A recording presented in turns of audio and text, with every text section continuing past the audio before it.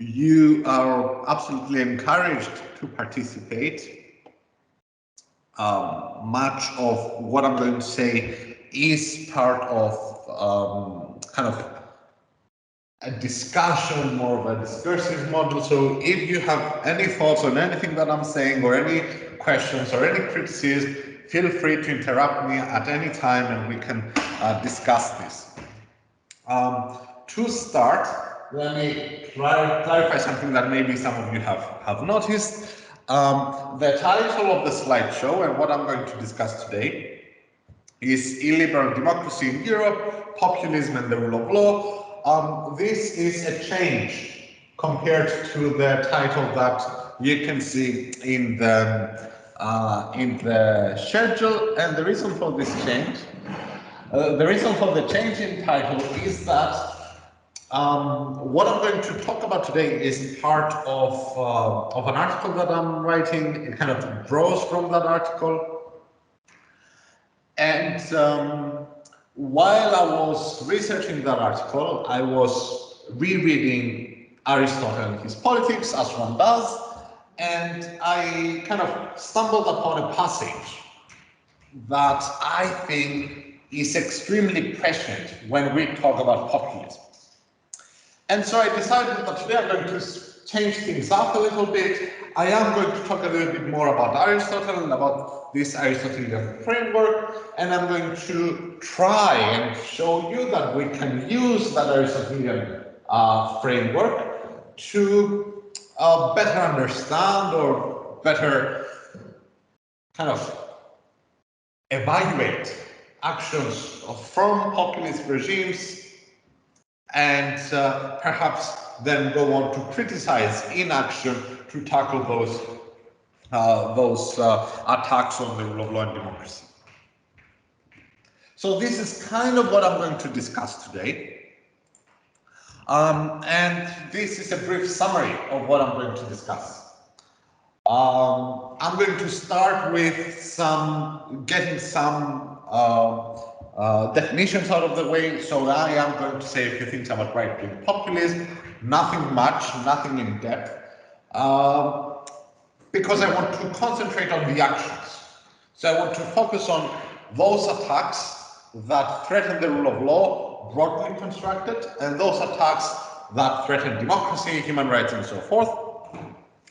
Not along the lines of what Alexander did earlier, but more in order to understand the wide range of those attacks. So I'm not going to go into much depth into those activities. Instead, I'm going to examine the breadth, the scope of those activities.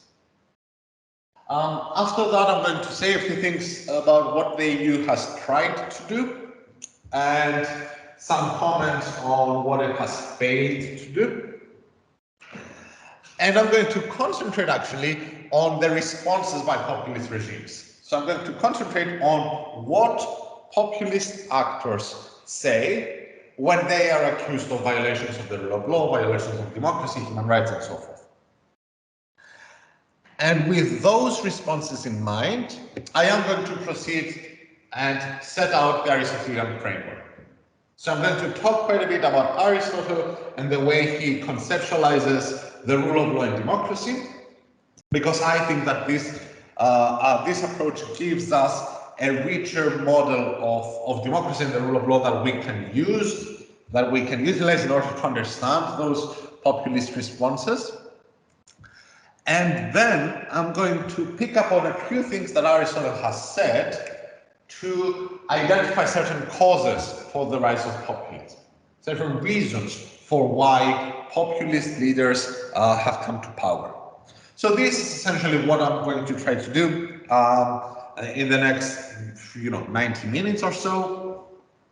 Again, if you have any comments or questions, feel free to interrupt. So let's start with right-wing populism. Populism is a concept that has been defined in many, many different ways. I don't want to spend much time on those definitional questions, these are actually questions that we took up in different summer schools, so you are free to go back and watch those videos if you have the time and you so desire. Instead, I'm going to rely on a very broad and basic account of populism. I think this is one that Katerina also used earlier in her presentation. And on my account, populism is not an ideology. It's instead a way to talk about politics. It's a political discourse.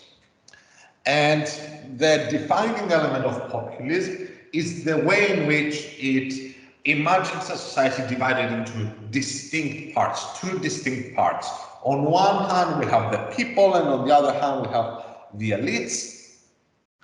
And what's unique about populism is that it sets out this distinction in moralized terms. So according to this definition, the people are always noble, always good, always uncorrupted, and the elite are always corrupt, always evil, always exploiting the people, and so forth. So this is a very, as we're seeing around Europe today, it's a very popular way to talk about politics today. Right-wing populism is a specific brand of populism that relies on that discourse, on that way of talking about politics, but combines it with a specific far-right ideology. Typically, that ideology is ethno-nationalist or nativist, as we say. It conceptualizes the people in nativist terms, as a homogeneous group, excluding people who do not belong in that group, maybe because they undermine that homogeneity. And that people is always at odds and always against corrupt elites who want to undermine that purity of the people. And within Europe, right-wing populism does not only appear in Hungary and Poland. We have other right-wing parties. In France, we have Front National. In Cyprus, we have a right-wing party, Elan. In Greece, they had, and I say had because it was recently declared a criminal organization, recently, almost a year now. Golden Dawn was such a party. In Italy, we have Five Star Movement and so forth. So all across Europe, we have right-wing populist parties. The difference is that in Hungary and Poland, those parties are in charge. And as Alexandra explained earlier, they have used that immense power that they wield in order to shape the country as they want. Take advantage of the country and change the legal system, change the political system in order to ensure that they remain in power. So what I want to do now at this first stage of this presentation is say just a few things about some of those actions. Again, we can put all of this in context, considering what Alexandra talked about earlier with Slavs and judicial independence and so forth. I am simply going to say, in terms of Poland, to mention a few of those activities that have been used to undermine judicial independence in Poland. So, Law and Justice Party, the ruling party in Poland, has been for the last 7 years engaged in an effort to overhaul the judiciary, to change the entire judicial system. Some of their actions were very high profile, right? One of those actions was to reduce the retirement age of judges. This was actually a measure that went all the way to the Court of Justice, and the Court of Justice declared those measures unlawful. That didn't change much in the big picture of Polish changes to the judiciary. By reducing the retirement age of judges, what the populist parties successfully do is they force members of the judiciary out of the bench. Right? So by reducing the retirement age, I think it was to 65, wasn't it? 65? They immediately had a bunch of people who were beyond that age limit, who were immediately forced to retire. And of course, all those vacant seats had to be filled, which leads to the second broad activity that they have undertaken, that is court packing, ensuring that the benches are filled with judges who are friendly to the government, judges who are not going to impede the government's agenda. And this is linked with enhanced executive control over the processes of selecting those judges. There's much discussion about the National Council in Poland and the way that that National Council, which is in charge of selecting candidates for the bench, and how that National Council was filled with people friendly to the government. Many justices were removed from the National Council in order to reduce their effect on the decisions. So already we have seen a sustained effort to undermine the role of the judges and the independence of the judiciary in Poland. To this, we can add the function of two chambers that Alexandra mentioned earlier. The first one, the disciplinary chamber for judges who behave, quote, unethically. Essentially, this was used to target judges who were unwilling to help promote the government's agenda. And then we have the Chamber of Extraordinary Control and Public Affairs, which was granted the sole competence to rule on issues that have to do with the judicial independence, which of course contravenes EU law. Right? According to EU law, the supreme authority when it comes to matters that deal with EU law is the Court of Justice. So essentially this chamber goes up against that bedrock principle of EU law. These are not the only actions taken by the Polish government, but I think that they are enough to paint a picture. And this is a picture that correlates with what Alexandra mentioned earlier in her presentation. And it is a picture where judges are increasingly, or find it increasingly more difficult to remain independent and render judgments impartially. So from the outset, we can see that that activity undermines a key principle of the rule of law, namely judicial independence. In Hungary, I'm not going to talk about judicial independence in Hungary. Instead, I'm going to focus on other actions that the populist government has carried out in Hungary that touch more broadly on human rights issues. This is, again, these are simply indicative. They are not an exhaustive list of those activities. I just want to give everyone, and those of you not familiar with what is taking place in Hungary, just to give you a picture of the reality at the ground. The Hungarian government has consistently adopted positions that undermine rights of certain minorities, in particular sexual minorities, well, among other minorities, that is. Actions have included the refusal to recognize transgender people and limits on adoption, right? So only heterosexual couples are able to adopt. This, again, violates specific family rights of sexual minorities. But it's not just sexual minorities. Targets of discrimination have also been asylum seekers. Hungary was actually found in breach of its EU obligations regarding the EU asylum policy. And crucially, Hungary has also taken action against free speech in various ways. So some Alexander already mentioned in terms of state ownership of media and media companies. But we have also seen ways in which COVID-19 was taken as an excuse to further limit free speech.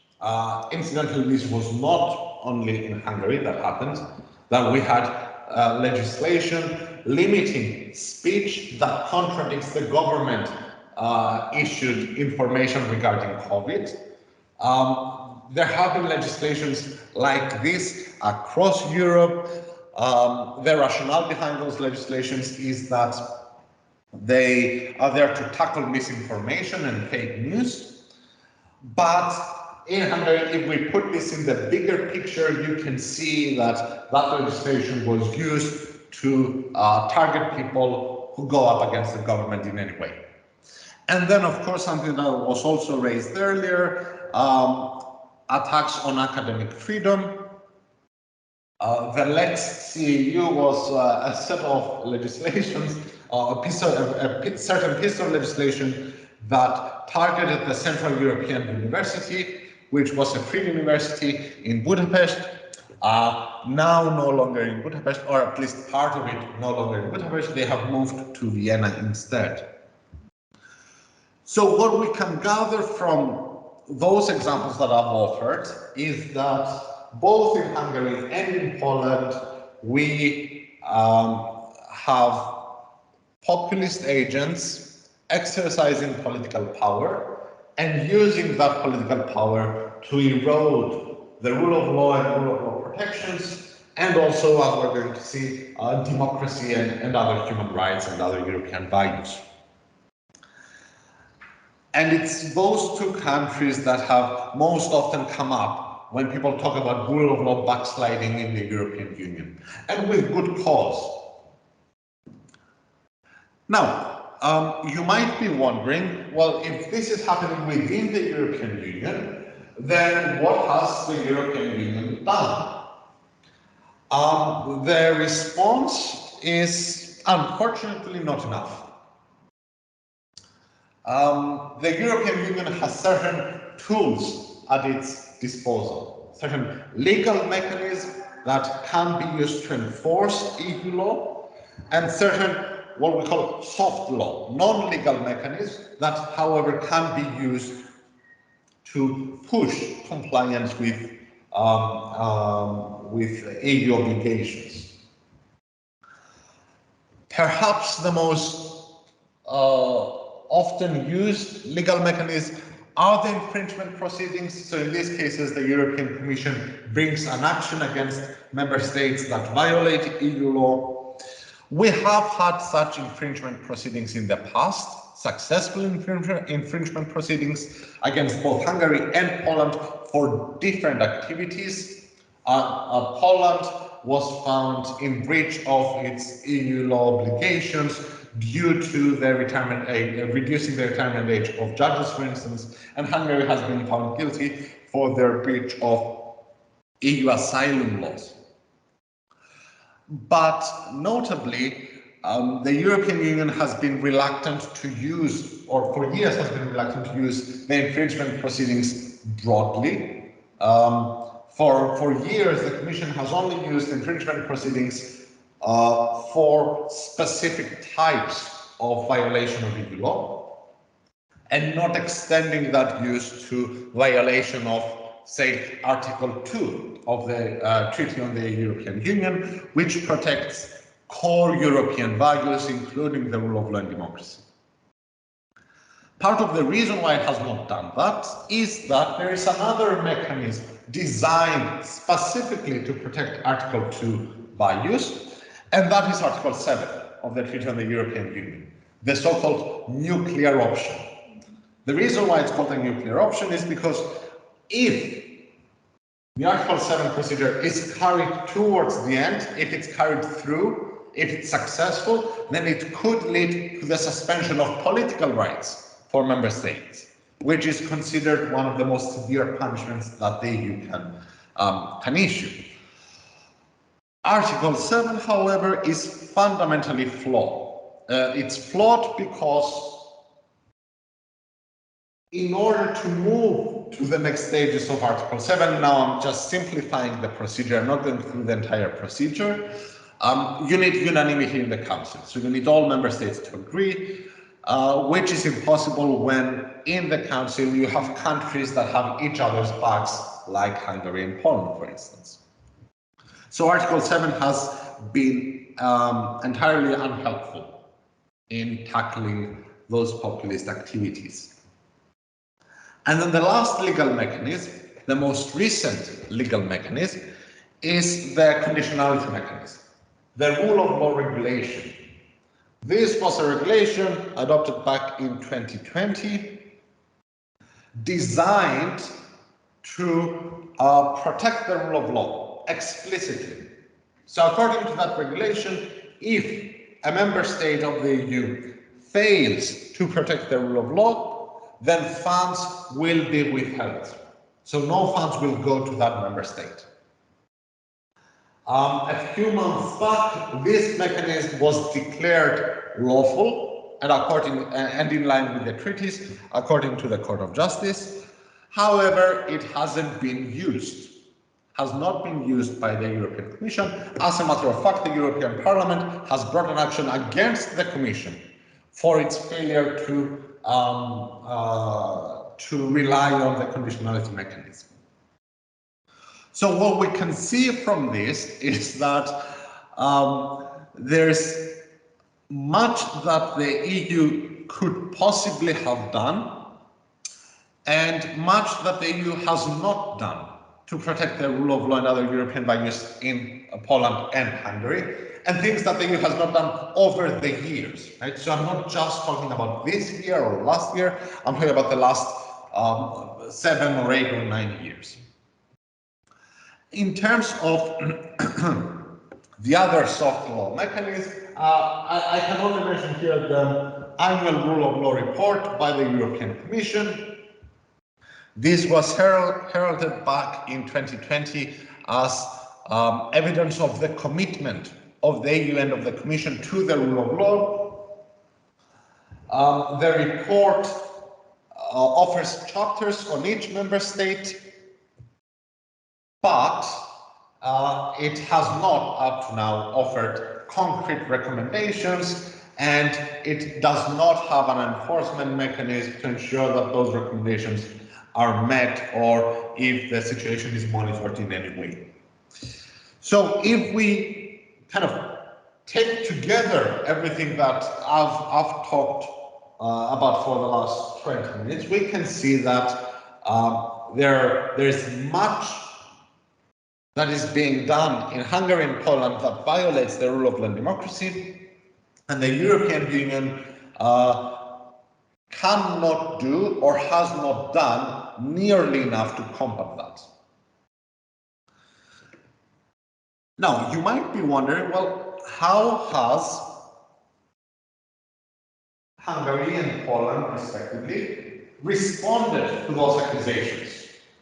So what have they said about, accusing them for violating the rule of law because of their actions against the judiciary when reforming the judiciary, or what have they said about attempts to limit free speech and other European values? Well, one of the most striking admissions came from Viktor Orban back in 2014, when in a speech he declared that his vision is one of Hungary being an illiberal democracy. And it is that phrase that kind of stuck with me over the years. The wish to create an illiberal democracy. At first, I wasn't sure if that was even possible. Is that a contradiction in terms? Can you have an illiberal democracy? Is it still a democracy, and so forth? Hopefully, in a bit, when we turn to Aristotle, we can see, or we can try to unpack this characterization. What Orban is clearly suggesting here is that he wants to create or to ensure that a country like Hungary remains a democracy, i.e. a place where the will of the people is respected and carried out, but unencumbered by specific liberal values. Liberal values that the European Union wishes to impose on Hungary. And those liberal values, of course, include the rule of law, or the specific brand of the rule of law that, according to Orban, the European Union wants to impose on people. And this discussion of illiberal democracy is linked to another argument offered by Poland and by Hungary, and that is the issue of constitutional pluralism within the European Union. According to this idea of constitutional pluralism, the European Union Article 4 of the Treaty on the EU recognizes that each member state has its own constitutional identity that must be protected. What populist parties have done is to argue that, well, part of our constitutional identity is to protect a specific version of the rule of law, or a specific version of the judiciary, a specific version of judicial independence that is simply different from that the EU is trying to impose on us. So essentially what they're claiming is an argument from sovereignty, that we have our sovereignty to deal with certain issues ourselves. Reforming the judiciary is part of our sovereign right. You cannot interfere with that because our right to constitutional identity protects us in that respect. The third claim that is actually implicit in much of the statements made by Hungary and Poland to the European Commission over the years is that both countries, they claim to be representing the people. They claim to speak for the people. So what they are saying, essentially, is an argument from democracy. They are saying, all we're doing is respecting the will of the people. If respecting the will of the people is not democratic, then what's democratic? Right? That's kind of the claim. So what they're suggesting is that what we're doing here by reforming the judiciary or kicking out the Central European University or limiting free speech, what we're doing is simply realizing the will of the people. And of course, we're going to evaluate those claims in a bit. And then of much interest are the responses made by Poland to the Commission regarding the reform of the judiciary. And here I've kind of put together four of these claims. The first one is that the courts are too powerful. They have too much power, so that power had to be balanced. That the courts are too inefficient, so that's why we need to reform the judiciary. That the courts are plagued by their communist past, that there are people in the bench who were also judges during the communist era, and therefore they have to be kicked out. And that the courts do not inspire public trust. What we see in all of these claims, what they have in common is actually a concern about the role of the judiciary within a democratic state. And that concern is legitimate, right? It is legitimate to think about the extent of judicial power in a democracy. It is legitimate to think about judicial review and its role within a democracy. What, however, is not legitimate is to suggest that because there is this legitimate debate about the role of the courts in a democracy, the response would be to strip the courts of judicial independence. And at this point, I'd also like to stress that courts are very, very common targets of populist discourse. And perhaps the most infamous example is the one that I have here. The front page of the Daily Mail, a British tabloid.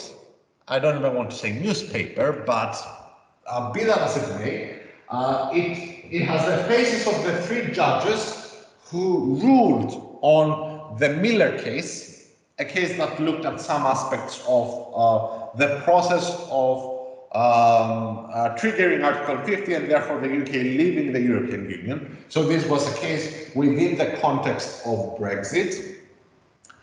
And it had the faces of these three judges who were derided as enemies of the people. So again, here we can see this classic distinction between the people, the uncorrupted people, and those who are against them. And of course, the judges, those elitists, would be easy targets in that respect. Why? Because their judgment clearly stands against, or I mean, according to the populist ideology, their judgment stands against the democratic will of the people. So what we can kind of conclude from all those different responses is that the populist parties essentially seek to set up a clash between the rule of law on one hand and the will of the people on the other hand. They essentially talk about democracy, reducing it to the realization of the will of the people, and they kind of want to dispose of all those elements that stand against realizing the will of the people, which of course includes getting rid of core rule of law procedures and guarantees and safeguards. And this is what I want to discuss today. So today what I want to discuss is essentially that relationship between the rule of law and democracy by looking at Aristotle. And what I want to suggest, so my main claim for today is that Aristotle's analysis on democracy, the rule of law, and the different types of constitutions helps us evaluate those claims, helps us evaluate the claim that there's a clash between the rule of law or respecting the rule of law and democracy, and also that his discussion can help us explain, understand, or evaluate causes for the rise of populism. Aristotle identifies reasons that may contribute to the rise of populism. Now, before we move to Aristotle, and before I ask if you have any questions that you want to raise or any points that you'd like to make, I would say a couple of things about the way that we can use Aristotle. So there are some usual disclaimers here. Aristotle and his discussions are not perfect. In fact, at times they can be horrible.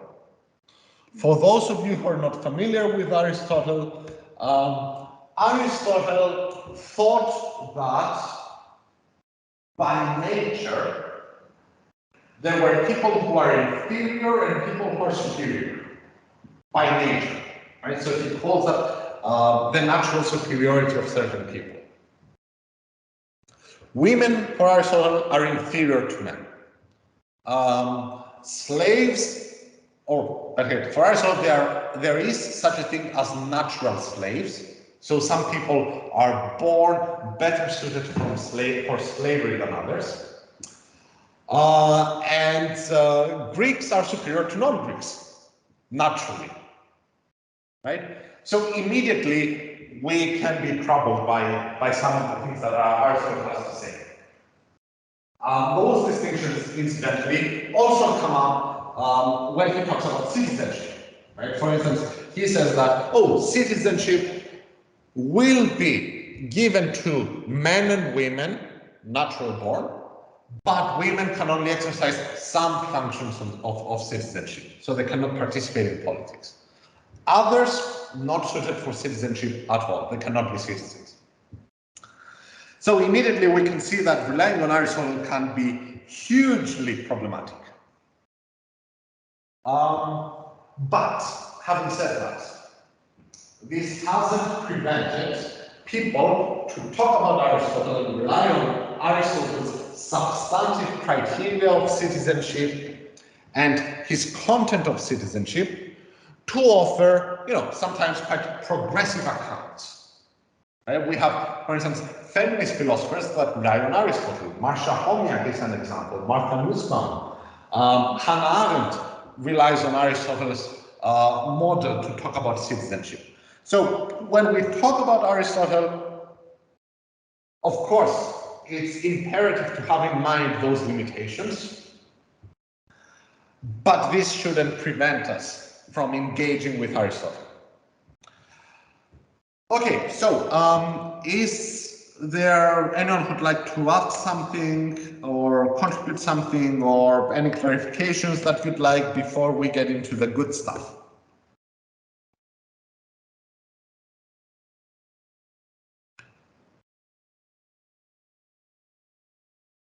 Okay then. Well, let's proceed. Again, you can write in the chat if you want, or you can activate your microphone and talk if you prefer.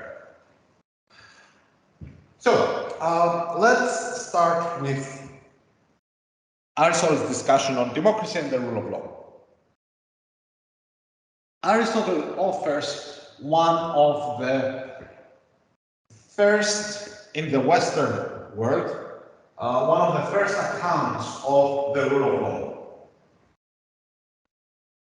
What's very interesting in politics, in the book where he talks about the rule of law, well, primarily talks about the rule of law, is that his discussion of the rule of law emerges through comparisons. So Aristotle is genuinely asking, what is it better? Is it better to have the rule of law, or is it better to have the rule of human beings? So there's immediately a distinction. Aristotle was part of an empiricist in that respect, is that we must look at what's around us and discuss. So Aristotle was aware that, yes, there are places where human beings rule. Human beings rule on the basis of their perceptions of justice. He knew that there were places with tyrannies or kingships or whatever. And he said, is it better to live under a regime like that? Or does the regime of the rule of law secure greater justice? His conclusion was that no, a rule of law system is superior, it's better. But what's interesting for us here is that all those discussions of the rule of law against the rule of human beings are followed by discussions on the superiority of the rule of one person and the rule of the many. So for Aristotle, as I am going to show in a bit, there's an intrinsic, a close connection between the rule of law and the rule of democracy. When Aristotle talks about the rule of law, he's also talking about democracy. And as I'm going to suggest, there's a reason for that. Let me mention that throughout the lecture slides, you will find references to Aristotle's Politics. Aristotle's work is readily available online, so you can find it. There's an excellent library by Tufts University called Perseus, where you can find all classical texts for free, both in Greek and in English. And you can simply follow those references to find the actual texts. So for Aristotle, the main question of should we be ruled by the rule of law or the rule of human beings is answered in favor of the law, because among other things, the law is dispassion, that's how he calls it. And this is not very different from how we talk about the merits of law today. We think of the generality of law, for example, being a benefit. We say that it's a good thing that the law is general because that's how we ensure that everyone is equal before the law. What Aristotle is suggesting here, that the law is dispassionate, is linked with his idea that the law represents reason, embodies reason. Now, the question we might be asking is, first, what's reason? And secondly, why is law representing reason? Well, for Aristotle, reason is everywhere around us. It's rationality. It's found in nature, and it should also be found in legal systems. So legal systems should be in accordance to reason. That's the only way that they produce justice. So why does law represent reason? Aristotle's answer in that respect takes us back to democracy. What Aristotle is suggesting is that in order to achieve reason, what you need is collective deliberation. You need lots of people coming together, discussing, deliberating, and reaching outcomes that are reasoned according to reason, reaching laws that are according to reason. And in this quote that I have here, Aristotle is saying that, among other things, it is better than the few best people, not individually, but collectively, to rule, right? The many are better, not taken one by one, right? Because yes, some might be better than others, but when taken collectively, they are better. And they are better able to achieve justice when they come together as a multitude. And he's saying something very interesting here that I'd like to discuss with you. That is, Aristotle is saying that the many are better judges of works of music and of the poets. And I think that's extremely interesting. Because once we first read this, it doesn't sound really true. I mean, we don't often take popular taste in music to be a measure of the wisdom of the crowd. And yet that's what Aristotle seemingly suggests here. I think that what Aristotle is trying to say here is that, well, first, the reference to music and poetry must be understood in the classical context. So for us today, music and poetry are, personal tastes. Some people might like classical music, other people might like metal music. No one could say that, oh, what you're listening to is objectively bad. Well, okay, you could perhaps, but we would probably agree that some things are down to taste. But in classical Athens, it's not just about taste. Because music and poetry, they have civic value. Music and poetry are means of education. They are part of the public sphere. They are subject to deliberation and discussion. And so to be a citizen is to be a judge of those works of arts and works of poetry and so forth. So I think that's very, very important. And I think what's also important here is that even if the reference seems a little off, it's still something that we do today. And I have an example here for you. A couple of products from Amazon. Let's say I want to buy a coffee machine. And I have these two sets of reviews in front of me. The first one, both of them have the same rating, incidentally. In both cases, 4.8 out of 5. And in the first case, we have 36 reviews. And in the other case, we have 31,000 reviews. So if you're going to choose one of these two, chances are you're going to select this one, right? Because more people have tested it. That's kind of Aristotle's point when he talks about the multitude. He has a series of really beautiful analogies, right? The multitude is like having a feast. It's better if everyone comes together and brings a different dish. If I cook for everyone, I'm going to cook one dish. But if we have 10 people coming to the same feast, each brings a different food, maybe from a different country, the food, then it becomes all the better. Or he has another analogy where he talks about the multitude having many hands and many eyes and many noses, and therefore able to experience more things. That's kind of along the lines of how we think about purchasing something from Amazon. The reason why we prefer that item of 31,000 reviews is because we think that, okay, if more people have tested something and there's nothing wrong with it, and they choose to give it such a high rating, then it's probably good. So Aristotle is relying here on a rather intuitive idea of why the multitude is good. Now, Aristotle is not naive.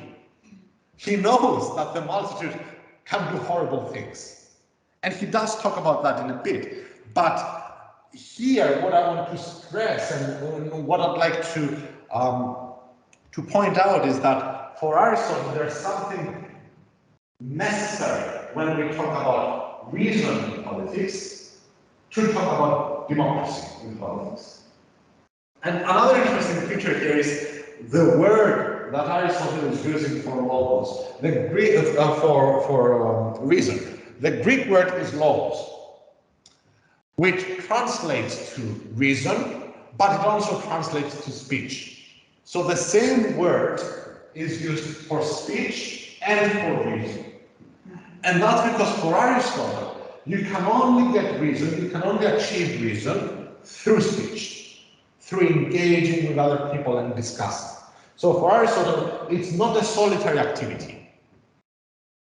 And it's for this reason that although Aristotle leaves open the theoretical possibility of having someone so exceptional in virtue that is able to consistently produce reasoned, good decisions, for Aristotle, that's kind of out in the sphere of the impossible. You cannot have a single person consistently producing complete justice all the time. That's why you need this sort of collective deliberation. Does anyone have any comments on that? Or any critiques of Aristotle maybe in that respect? Before we move on.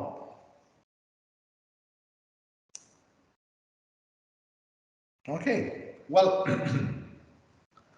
as I mentioned earlier, when Aristotle talks in favor of the rule of the many, the rule of the multitude, he is not naive. He knows that democracy can do horrible things, same as we do today. Some of the most atrocious acts throughout history have been carried out by ostensibly democratic systems. So what does Aristotle say about that? Well, in a passage, Aristotle talks about the different types of democracies that exist.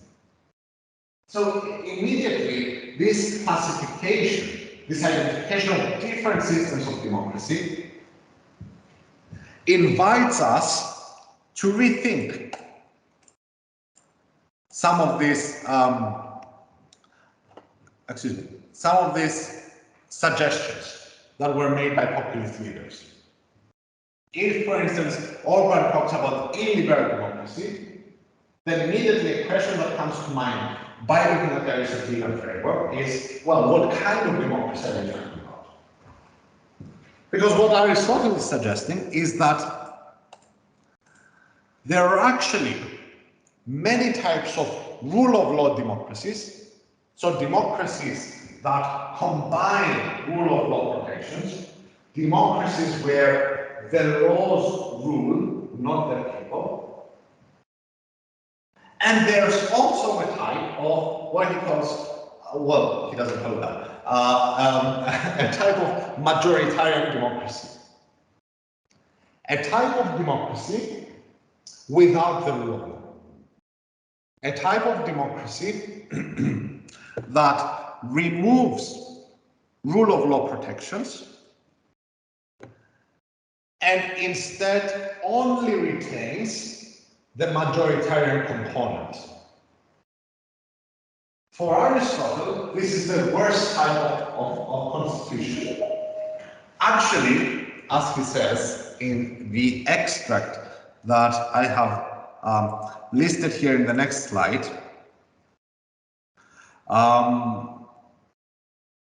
this type of a system is not even, no, it doesn't say that, I must have skipped it. Anyway, it's not even a constitution at all, this type of democracy.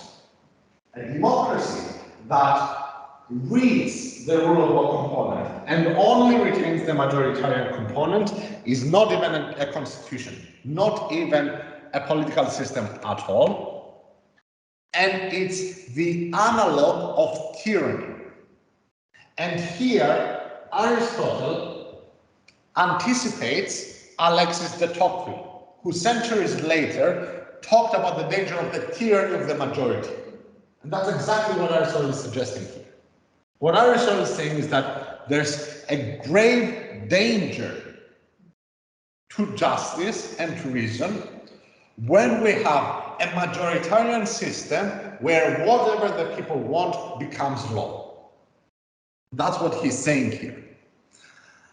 And what drives this point home is that for Aristotle, every system that is worthwhile has rule of law protections. Even his perfect system, his ideal system, is a type of democracy where offices rotate, right? People come in and out of rule. Even that type of democracy requires rule of law limits. And this is another quote where Aristotle is saying, it is just for them, that is equal people, to rule no more than they are ruled, and therefore to do so in turn. And this is a very crucial line here.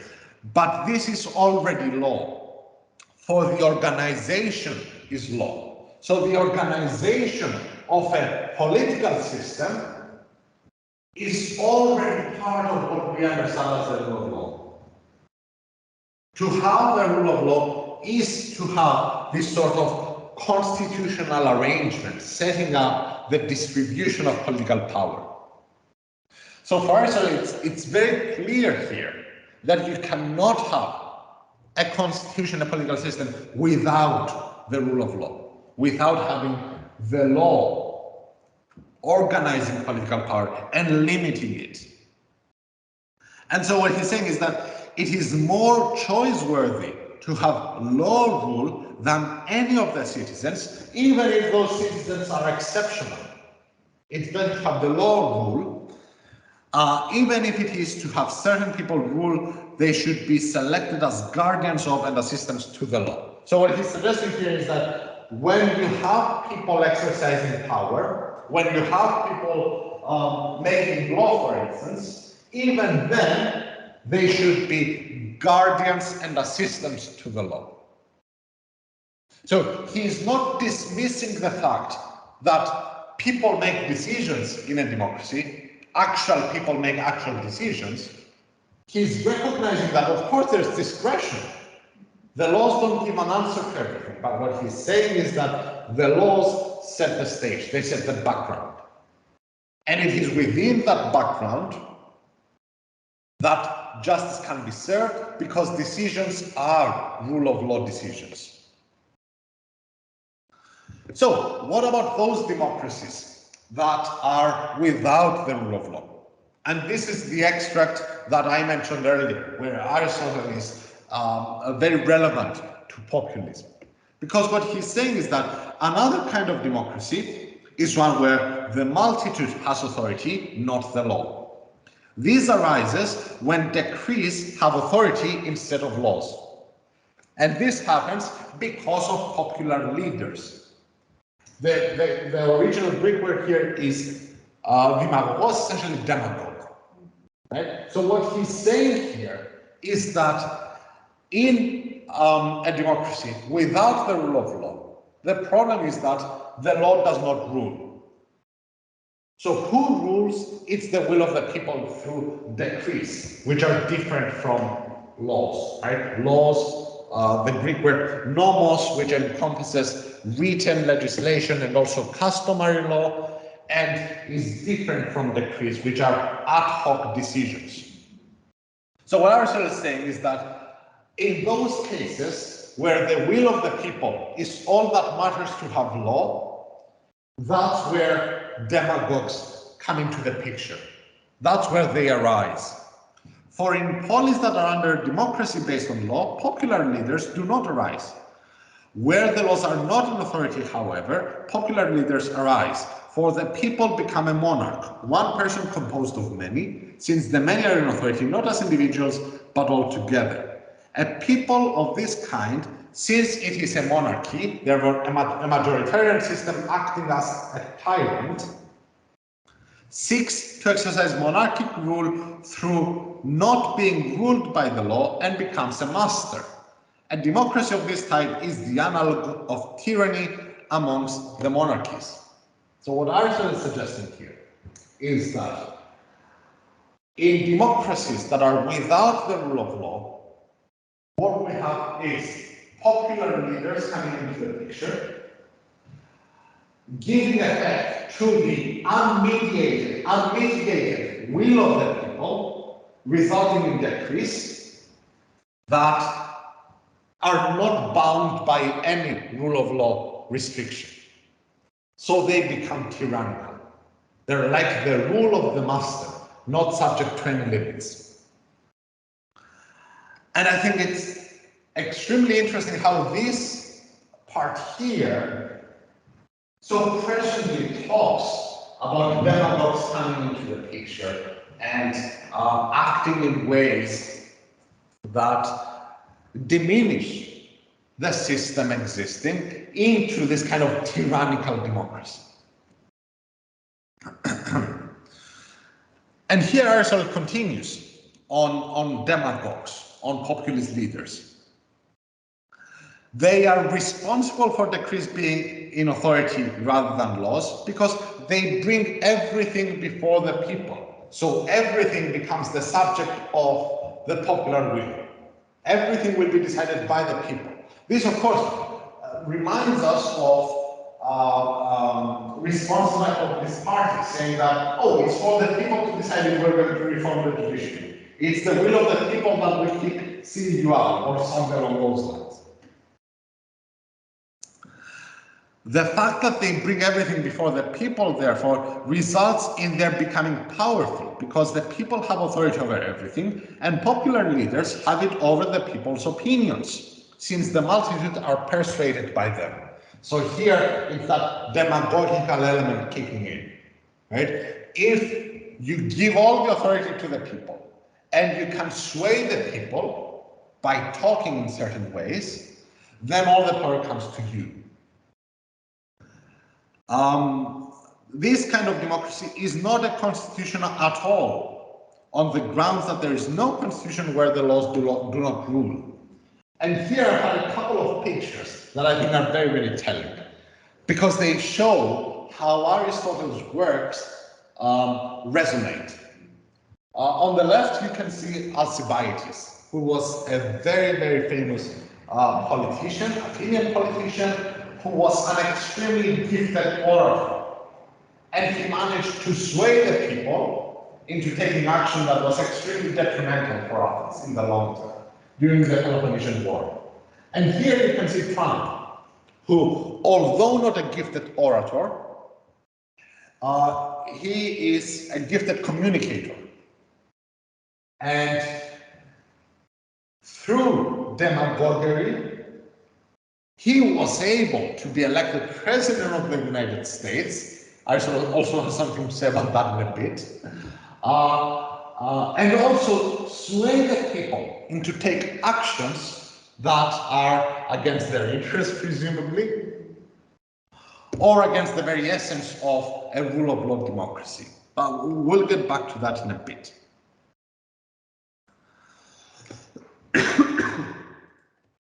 Now, does anyone have any questions or comments about this connection between democracy and the rule of law, and what that tells us about populist responses, about populist arguments, about illiberal democracies, and so forth? No? Okay, well, let's proceed. Because in Aristotle, I think that we can also identify some parts of Aristotle's discussion that help us understand or explain the rise of populist leaders, the rise of populism. And these are a few extracts. I'm not going to go through all of them, but I am going to mention one of them. Let's go through the first one. The first one, I think it's quite interesting in that respect. So here Aristotle is talking about Plato and the Republic, and the system that Plato had in place. In that system, essentially, the best, the most gifted people ruled all the time. The rule of the philosopher king, as Plato called it. So here Aristotle is criticizing Plato, and he's saying he makes the same people rule all the time, which becomes a cause of conflict, even among people with no merit, and all the more so among spirited and warlike men. The key word here is conflict. For Aristotle, a source of conflict, a source of fracture of the political community is when people are excluded from office, when people are excluded from political rule. So what he's saying is that if you don't have people participate, then you end up with people who don't have friendly feelings towards the constitution. Excluding people from politics leads to animosity. It leads to jealousy, and it eventually leads to hatred. So what Aristotle is saying is that if you have certain people rule all the time, excluding others from political rule, then you end up with a class of people who are excluded becoming hostile towards the other classes. That's how hatred between classes is born. And what's very interesting here is that this hatred between classes, this conflict, this animosity, is fertile ground for the rise of populist parties. For Aristotle, the fact that some people are excluded from politics is why they turn to demagogues. Because you have demagogues coming up, essentially saying, you have been deprived of a role in government, follow me and I'm going to give you power. And it's exactly the same that we have witnessed in the rise of populist parties across Europe. Not just Hungary and Poland, right?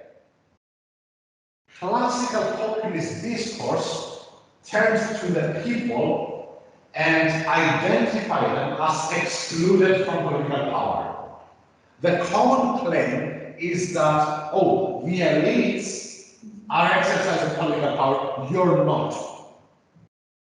So what Aristotle identifies here as a source of animosity is exactly the same that we have witnessed in populist parties today. So the rise of populist parties is, at least to some extent, right, can be attributed to some extent to what Aristotle identifies here as exclusion of people from political participation.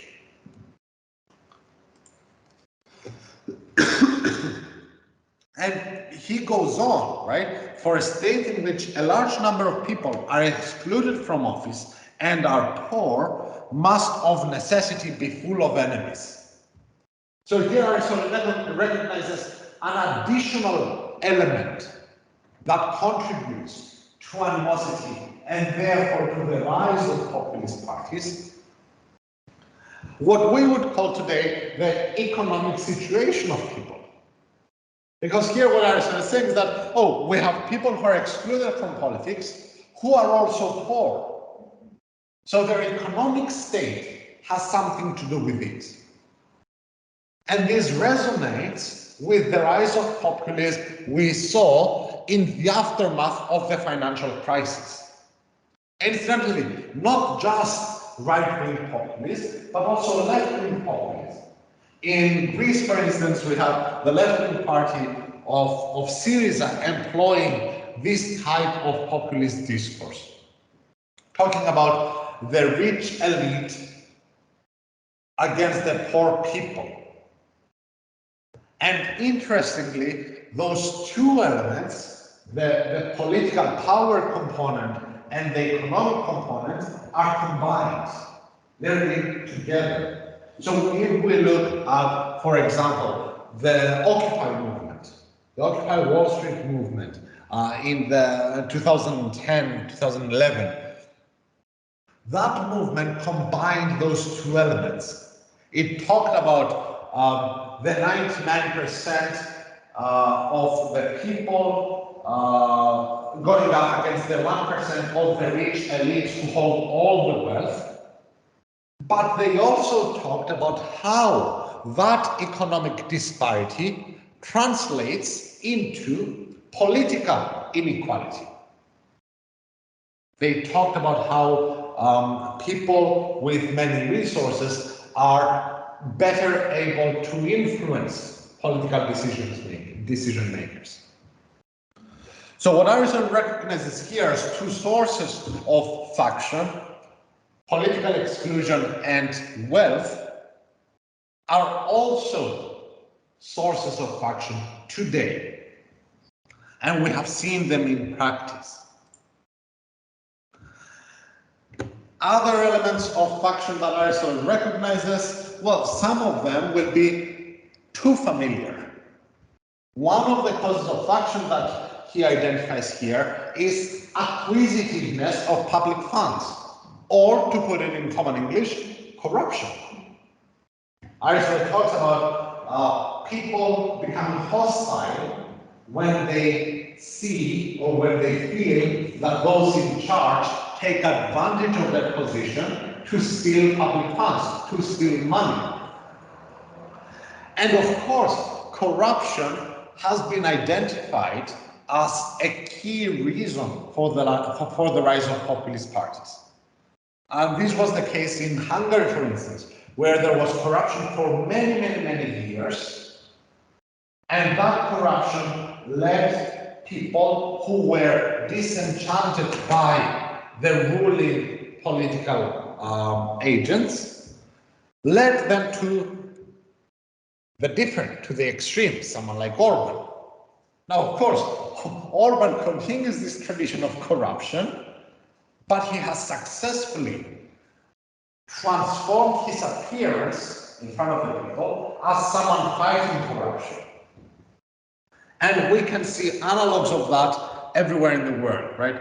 Russia is the same idea. Corruption for many years. The person in charge talks about everyone else being corrupt apart from them, utilizing this sort of populist discourse, but then carrying on with the same practices, corrupt practices. And to conclude with these causes of faction, here I have some others that we have already discussed, right? Exclusion from public office, inequality, and so forth. Is also for us a cause of faction is when you have individuals not friendly to the Constitution occupying offices of supreme authority.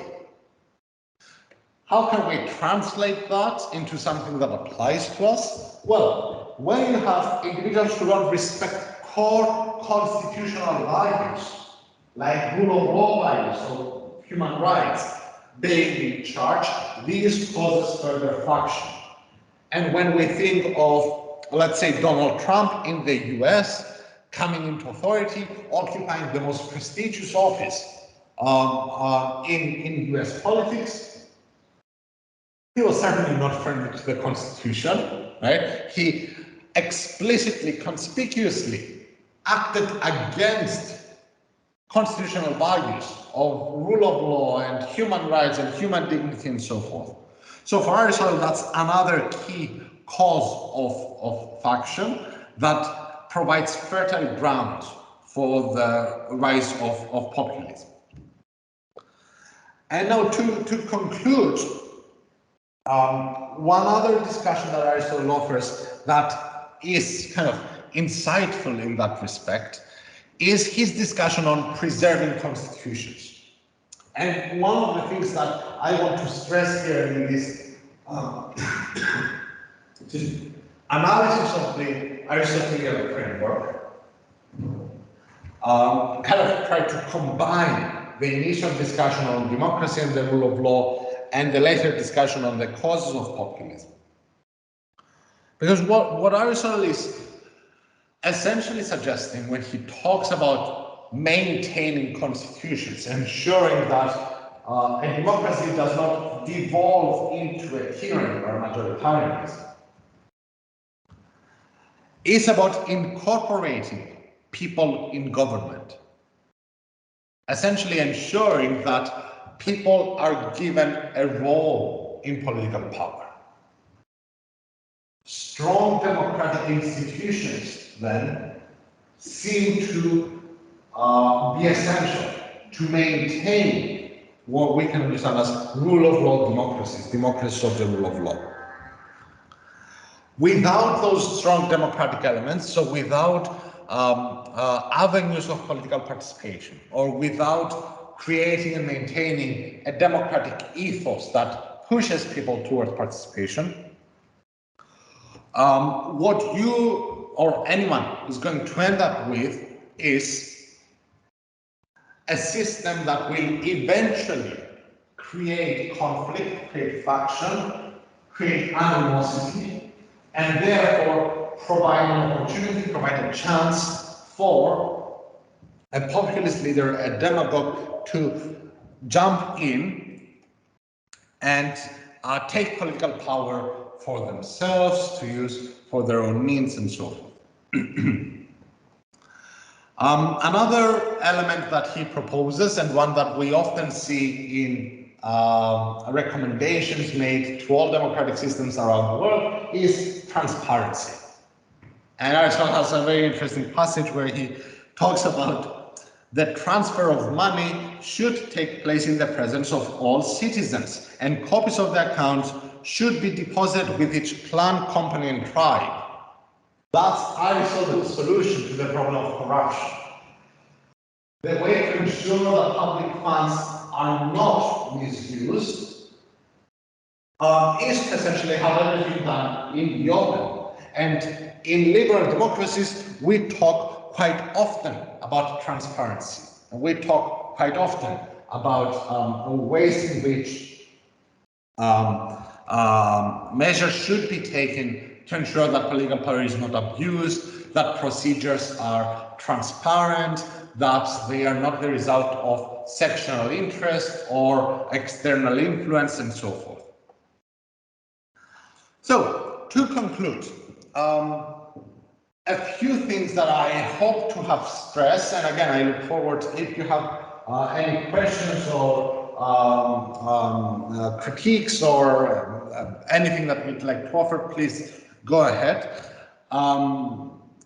What I hope to have showed is that this type of illiberal democracy that Orban talks about and that populist parties have talked about in Europe is a type of majoritarianism, not a type of the rule of law democracy that Aristotle recognizes, and therefore not one that can consistently produce justice.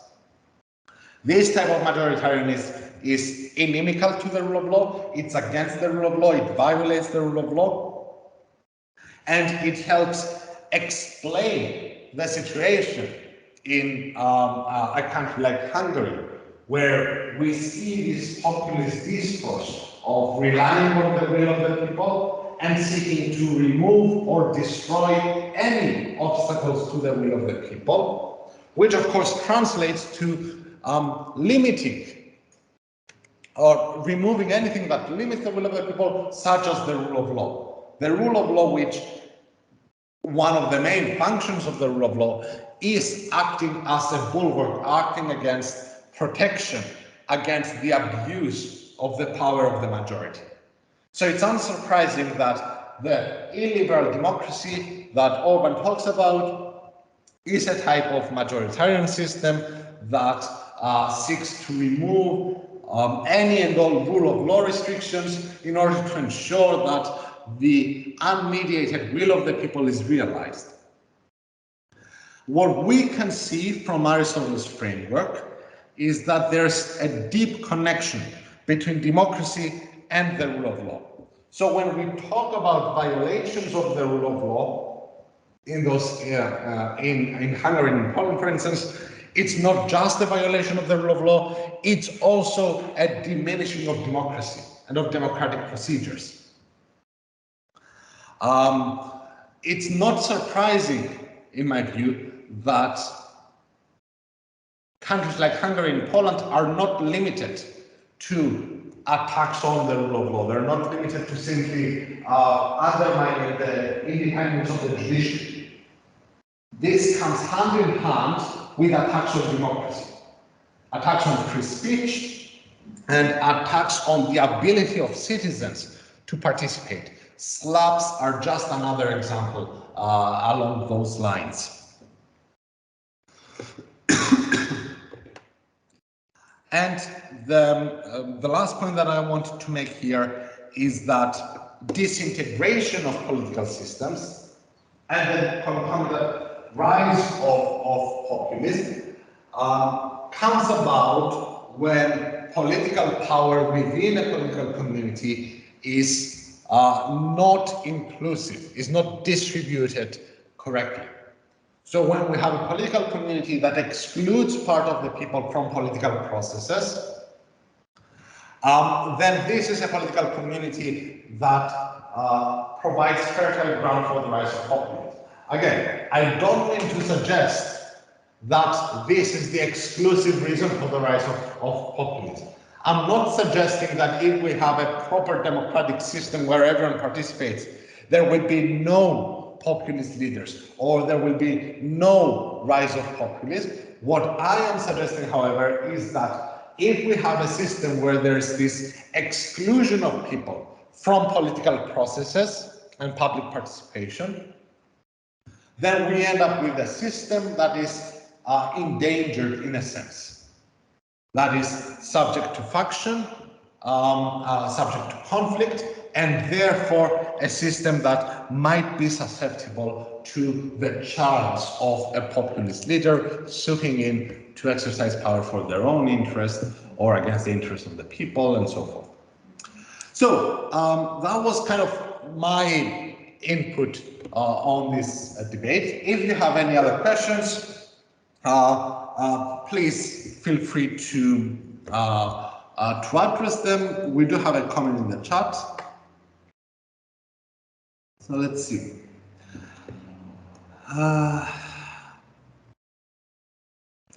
Very interesting to notice that courts are main targets of authoritarian and populist regimes. It is the case also here in Brazil. They are considered to be elitist institutions that don't express the true will or interest of the people.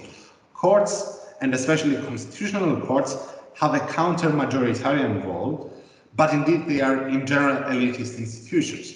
Then how to effectively respond to the populist anti-elitism discourse?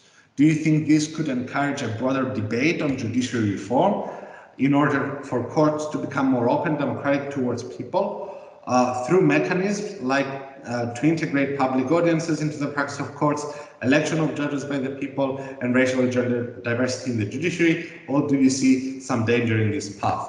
Well, thank you very much. I can only see your username here, so thanks for your question. I think that's extremely interesting. And so let me say a few things about the proposals that you've made. Making the courts more open, democratic, public audiences, election of judges by the people, and so forth. This is a very delicate question. And the reason why I think it's a delicate question. Eleonora, thank you very much for your contribution. The reason why I think it's a very delicate question is that there's an inherent problem about the role of the courts in a democracy, in my view. Because the courts, they seek to serve certain functions that are not easily admitted within the majoritarian component of a democracy. When, for instance, you have a case in front of a court, you don't want that case to be tried by a jury, like they did in classical Athens, right? Where you had a jury of democratic people. That's not what you're looking for. When you go to a judge, you look for the correct outcome. And therefore, when people go to the courts, they want the court to be an expert body. They don't expect the court to be a democratic body. And of course, there are good reasons for that, right? Socrates' trial is one example. He was put to death essentially for free speech. In democratic Athens, that was supposedly all about free speech. And it's not just Socrates, right? We see widely how the people and the perceptions of the people would presumably affect judicial decisions and lead to certain outcomes. And here I'm only thinking of one of the most high-profile Hollywood cases in years, Johnny Depp and Amber Heard, right, where we did have mass popular support for one of the two parties, which of course undermined, at least in the eyes of some, the impartiality of the entire process, right? But that's just one example. Now, as to what can be done, I have many thoughts on the issue about how courts should fit within a democracy. None of them is perfect, right? Some of the examples that you propose are certainly helpful. Greater diversity in the judiciary, that could certainly help. Transparency, so having hearings being open or the decisions of the judges being open, that could certainly help. But I think we are not going to get rid of the classic populist argument at any point. So every time a person seeks to make a populist argument, they are going to target the courts. And there's no way around it. I don't think that there's anything we can do about that. It's just that those arguments are rhetorical devices. They misunderstand, as I pointed out, they misunderstand democracy, they misunderstand the rule of law, they misunderstand protections for minorities. So I think that courts will always have, as you very correctly pointed out, that counter-majoritarian role. I don't think that that role should change. So I think that they should maintain that counter-majoritarian role. And for this reason, I think we're kind of doomed to be facing these populist arguments against the courts all the time. Now, as to what we can do about that, I think what we can do is keep pointing out that democracy does not simply mean let's do what most people want, that democracy has certain limits, otherwise it devolves into a majoritarian tyranny that is liable to threaten the rights of minorities at any point. And a second reason why I don't think that this populist argument is going to change is that another function of the courts is to exercise control on the functions of the executive, holding the executive into account, making sure that what they do is subject to the law. which means that the courts will always be essentially standing up against the executive, which of course will also mean that the executive will always seek to make those arguments against the courts for being elitist institutions. So I don't know if what I've suggested actually responds to all of your comments, but that's kind of my thought on the point. I think we're stuck in that respect. I don't think that the solution would be to reform the judiciary and make them more democratic, precisely because I don't think that the courts should be democratic. I think that there should be some counter-majoritarian element in a constitution, and if it's not the court, then what might that be? That's kind of what I'm thinking here. Okay, is there anyone else who would like to offer any thoughts, any comments? Katerina. Thank you, Andreas. Interesting points. I can put the questions here, but I can ask mine. Sure, go ahead. So, because you mentioned sorry, can you mute your microphone? Yes. Sorry. So, because you mentioned the participation of individuals, which is obviously relevant to what I was discussing before, and you were discussing the extent to which individuals can be involved in the decision-making processes, which is, of course, not comparable to what Aristotle was suggesting back in the time. And I wanted to ask you how you think that like individual participation in this kind of procedures could be more democratic, in which ways, and also relevant to what Eleonora asked, whether these kind of proposals that you make and the suggestions that you make to become more democratic in a way, or to become less populist, would be also relevant to the Cypriot society, because I guess that this type of solutions and proposals could be different for smaller societies that are also more not open, but let's say with a lot of tendencies towards corruption. So yeah, these are just the two thoughts for now. Thanks, Katerina. So I'll start from the first one. When I talk about participation, I have a very broad conception of participation in mind. It's certainly not just institutional participation. It's not just participating in lawmaking. It's not even simply contesting in courts. It's as broad as talking in public discourse about political issues, and it's as broad as protesting about political issues, and even protesting illegally. So what I have in mind here is civil disobedience, which is a type of protest that is unlawful. In my view, even that type of protest counts as participation. Of course, that wouldn't really fit into what I'm suggesting here in terms of, methods to improve political participation. I just mentioned civil disobedience because I want to give you and everyone else an idea of how broad participation is according to the model I'm following. Okay. Now, in terms of actual mechanisms that can be used to enhance political participation,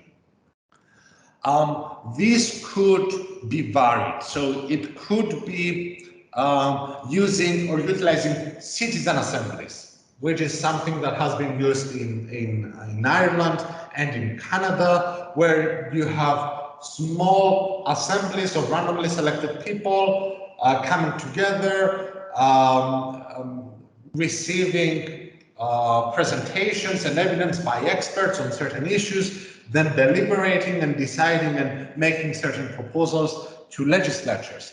That would be one way to enhance political participation. Another way, and one that I think is clearly applicable in smaller societies as well, such as Cyprus, is focusing on local government. So instead of looking at, oh, how can I influence political participation at the national level, or how can I contribute to the making of this law and that law, political participation could be about engagement at the local level. Local councils, for instance, or neighborhood councils, where people come together to make decisions about their community.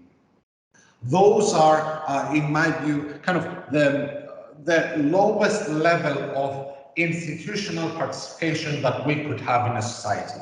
And this, I think, is something that can actually be used in smaller countries as well, such as Cyprus. I don't know if you're familiar, but in Cyprus, we recently had much debate about restructuring local government, about how local government is inefficient and how we should restructure it and have bigger councils instead of smaller councils and so forth. In my view, of course, I'm not challenging the fact that there are economic considerations at play here and efficiency considerations at play here.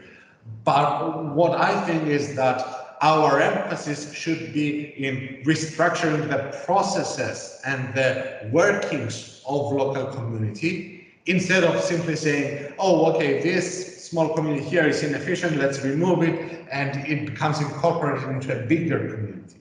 I think what we should emphasize on is ways in which those local communities function, how their funding is distributed, how transparency takes place in those at those levels, and how individual citizens can contribute, engage or participate in council meetings, question those making those decisions, and so forth. So in my view, there are many, many ways in which we can encourage political participation. And I think that encouraging political participation can be a bulwark against political exclusion, essentially. Does that make sense?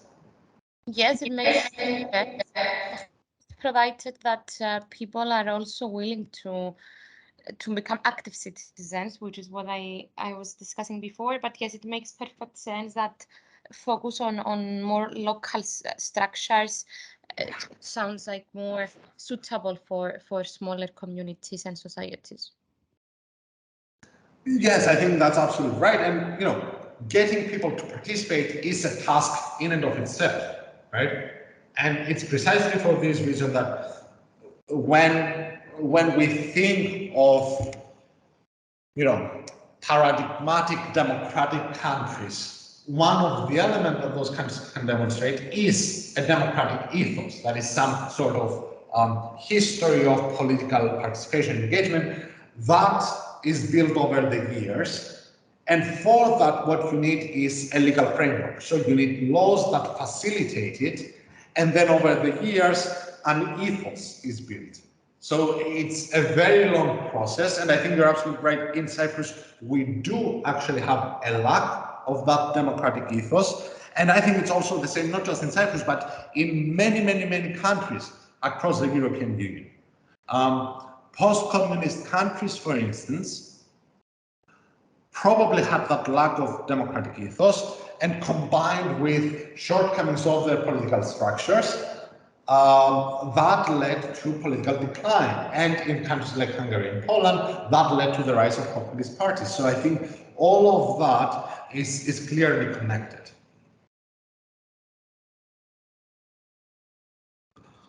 Yes, I completely agree. Good. Okay. Are there any other questions or comments or anything you'd like to point out or discuss?